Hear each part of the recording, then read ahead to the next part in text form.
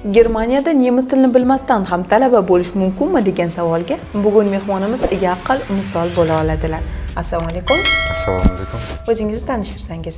Meni ismim Kamoliddin, meni yoshim 20 da. Men Toshkent arxitektura qurilish universitetida 3-kurs talabasiman.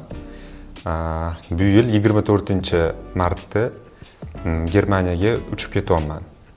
Studentlar almashinuv dasturi bo'yicha 6 oyga Toshkent davlat arxitektura qurilish universiteti va Potsdamdagi universitet hamkorligida bo'lgan programma asosida uchib ketyapman. Nega aynan Germaniyani tanladingiz va bu programma kimlar uchun?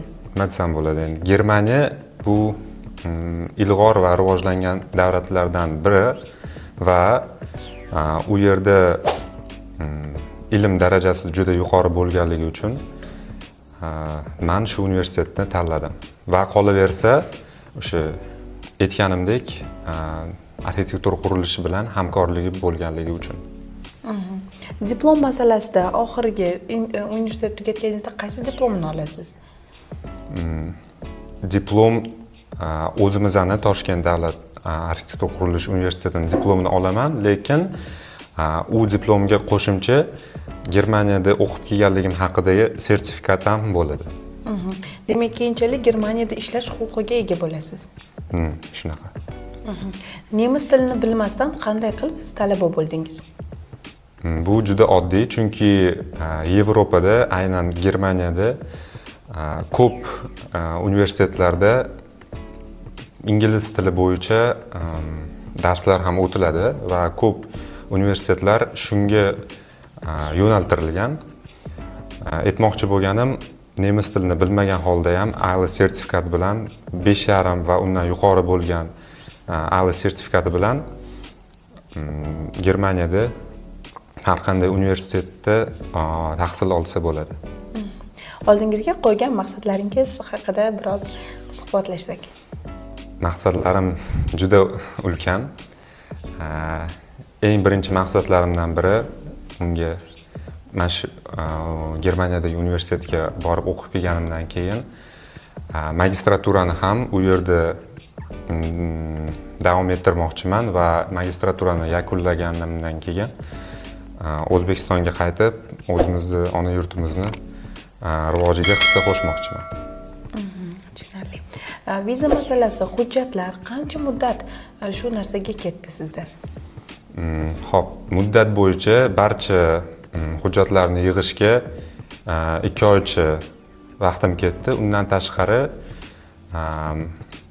aytib o'tishim kerak, viza metrik sentriga dokumentlarni, o'sha hujjatlarni topshirayotganda 1-2 oy oldin topshirib qo'yish kerak. Chunki agar masalan hujjatlarga vaqt yetmay qolsa, lekin sizni kuningiz kelib qolsa, hujjat topshiradigan kuningiz, unda viza olish huquqidan mahrum bo'lasiz desak ham bo'ladi.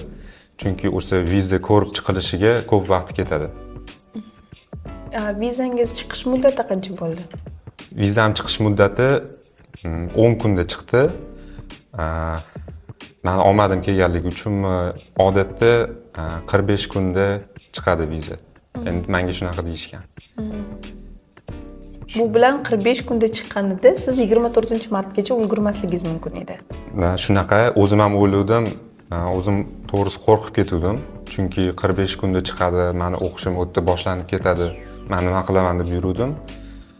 Lekin mana aytib o'tishim kerak, dokumentlarim to'liqligi sababli, sizlarning hissanglar katta bo'lganligi sababli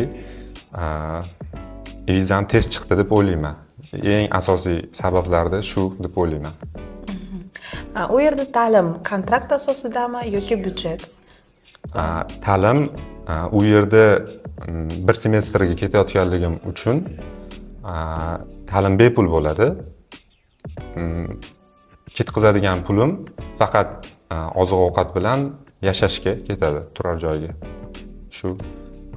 Aytishim bois, mana o'tga ketayotgandan keyin semestroviy vznos degan narsa bor, ya'ni ketayotgan masalan bir semestrga ketsangiz, o'tda 300 euro to'lashingiz kerak. U o'zingizni ketkazadigan xarajatlaringiz, masalan, kampus kart berishadi. Undan tashqari общественный transport tekin bo'ladi. O'sha u studentlarga yaratilayotgan sharoitlardan dalolatdir. Siz tengi talabalarga qanday maslahat berishingiz mumkin? Maslahatim o'qishdan qochmaslik. O'zbekistonda ham shunday sharoitlar borligini isbotlash. Masalan, chet elga o'qishga kirmasdan ham O'zbekistonda universitetida o'qib turib, chet elga chiqish mumkinligi, chet elda tahsil olish mumkinligini isbotlash va ko'rsatish. Bugun mehmonimiz bergan ma'lumotlar sizga foydali bo'ldi degan umiddamiz. Mehmonimizga oq yo'l tilagan holda keyingi sonlarda ko'rishguncha